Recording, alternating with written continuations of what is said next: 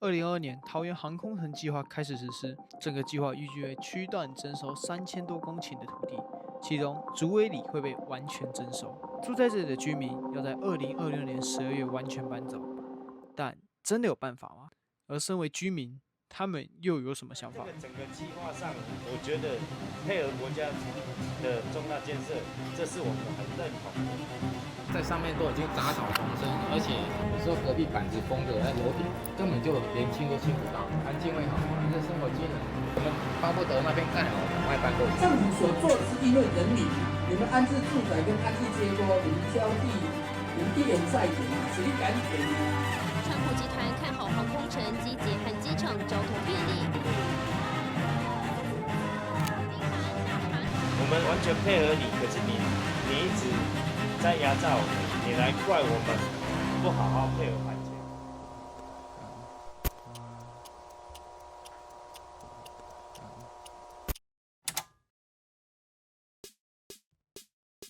这是竹围里现在的情况，有超过一半的房子已经没有住人，并且被木板封起来了。为什么？让我们从一开始聊。桃园国际机场是全台湾最大的机场，这是从2009年以来的出入境人次。可以看到，除了疫情的影响外，出入境人次都在逐年增加。由此可以看出桃园机场对于国家发展的重要性。在民国101年时，交通部向行政院提出了桃园航空城计划，整体计划预计区段征收3000多公顷的土地，并预计在2030年带来6000万人次的客运量。这些听起来都很美好，但也代表了原本生活在规划范围内的居民，他们需要搬至其他地方生活，然后原本住的地方将会变成机场的一部分。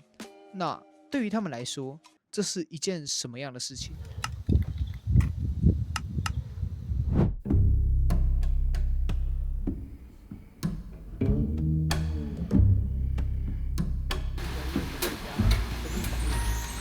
？30年前，30年前大概民国84年、85年就搬过来这边开始创业。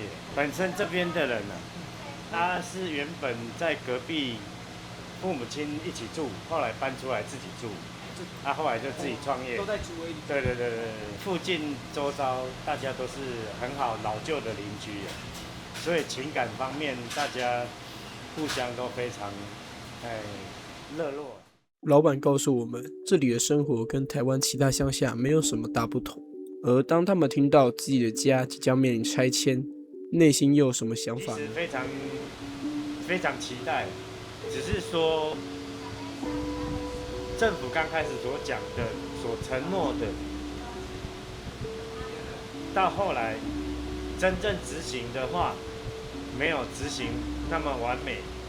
所以变成说，我们征收户受到很多外界不谅解，说我们是一直在讨钱。其实事实不是这样子，事实是政府一直延宕，营建成本一直提高。我们如果不要因为政府而延宕，我们营建成本不用那么高，我也不希望你补偿我们啊，对不对？像我那时候在113年。元月的时候，我请营造估价才13万，结果114年要真正签约的时候，那时候因为整个大环境而影响，整个物价涨了2万多。你看13万涨2万多，等于涨了多少？对不对？涨了1万多块嘛，就等于是20%了嘛。对我们来讲，整个影响到就是我们的营建成本嘛。像这个，第一个营建成本涨高，第二个你又压缩我们盖的时间，那边总共有1600多户在盖，哪有那么多工人？你又压缩我们的盖房子的期程，征收户配合政府征收，可是你一直在压榨我们，对我们来讲是很不公平。不然这个整个计划上，我觉得配合国家的重大建设。这是我们很认同的，对不对？可是，在整个配套的执行方面，你自己没有执行好，你来压榨我们，对我们情何以堪？我们完全配合你，可是你一直在压榨我们。外面对我们的说法是说，我们赖着不走，硬要补助。其实真正讲，你们如果有机会下去看哦，你从大概3-4年前，那时候就已经这个计划已经确定要实施了。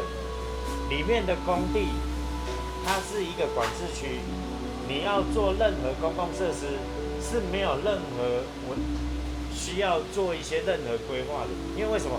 你要施工什么都没有交通阻碍的任何问题，是不是很方便？不是像在外面你要做公共设施要围路要干嘛，那边都不用。这样子的工区你还有办法延误好几年。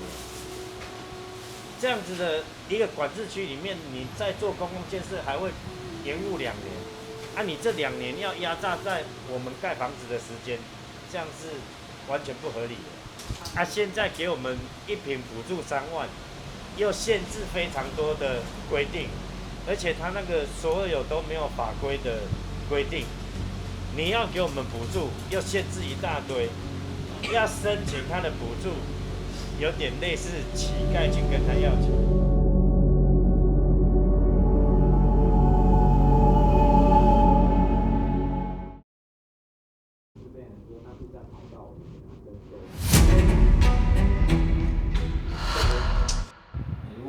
画面中的这位是这里中药行的老板，他与我们分享了更多有关拆迁户安置的细节。就是那边盖好之后，你是摆在过去，现在还没盖好，现在还没盖好，然后文就出来了，今年的12月底就要搬了，而且他出那个文有时候太离谱了，根本就没有给我们一个合理的那个期程来盖房子。他行政院规划这个，他后来要给我们的补助1坪3万，1坪3万，他就规定说，哦，他是以安置户下去认定，就是说什么叫安置户？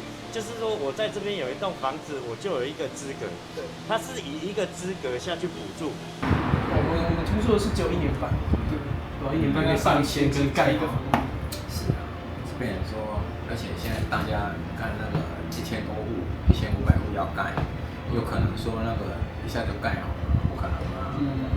像是现在这个航空城计划，他们是滚动式检讨，现在做到哪补助到哪，这个现在要怎么补助都是临时会开出来的，完全没有法律规章啊，所以整个配套没有做好啊。我们现在要跟他要求，反而他说我们是要钱，对，所以是有些报告不是很透明。当然，当初说什么要给我们优惠的贷款，哦，哪有？根本就没有几家可以贷得到。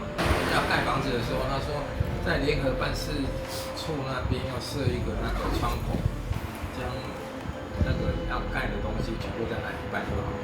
结果没有啊，我们要建界也要自己跑去建界啊，别地方申请啊，然后要弄什么都要跑到外面去申请。就像跟他讲的根本就完全不一样。他刚开始配地的时候，他公听会讲的一些规则内容已经讲好了，而且开公听会开了10几场哦。上面所讲的内容会跟到时候筹钱配地的情况不一样。为什么会有这种状况？那你公听会就不用开了。而且先建后签这个他也是跳票，你看。现在都还没进口，就要那个钱。之前配地还很扯，1里1安置，结果要分配给我们的土地竟然不够给你们。是啊，真的是摆乌龙，真的是，这个明明就知道说我们都有去登记，我1年前就去登记，登记说要配地的有哪些，结果要配地的前1个礼拜说不行，就是说先暂停。你会开公听会，就是把整个游戏规则讲好嘛。啊，我讲给你们听，我现在配地要怎么配嘛？我已经都讲好之后，私底下又变更游戏规则，你觉得这样合理吗？很多你们外界不知道的，啊，你们有时候听到的讯息就是认为说，哦，住在这边就是赖着不走，要钱的，其实不是。目前他给我们的期限就是说，12月一定要搬。可是我们在这边做生意，那么多客人来，我知道12月要搬都有困难，绝对盖不好。去年114年元月才拿到土地，那时候只有拿到土地哦，临时水、临时电，工区到114年大概5月或6月才有临时水电。很多营造公司来到现场，他说没有临时水、临时电，他不接。啊，你看到今年115年12月，总共盖的期程才多久？怎么可能会好？你现在赶着我们走，我们是要先出去外面租个房子，把这边东西能用的留起来，不能用全部要丢掉。搬一个家最少要花10几万，到时候从我们租的地方再搬过去，再搬一次又会要花10、20万，最少就搬家而已，其他的换的设备都不讲。所以我们何必要那么累？我们是说你应该给我们真正给我们充裕的时间过去盖，我们也没有要求5年，我们只要求大概2年至3年。真正一个自地自建应该多久的时间？可是我们拿到的时间是多久？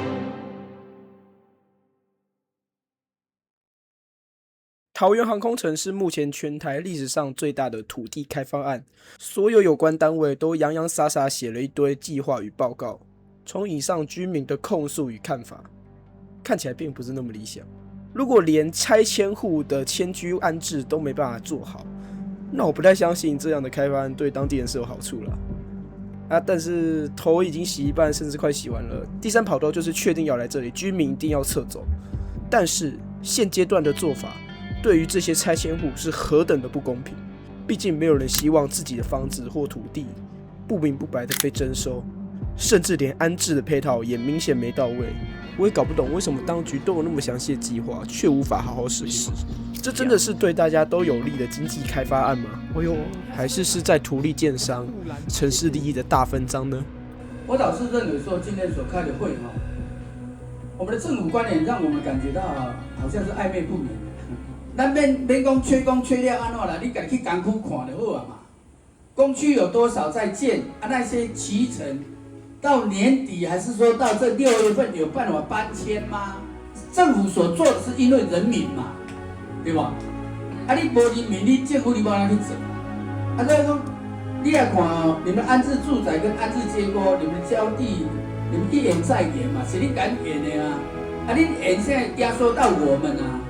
你最后的期程你没有延啊，但是你中间的期程，你们公共工程一直延到延迟点交给我们，那到最后你最后的工程期程没有延，那我们这些百姓怎么办？他们别光去跳了。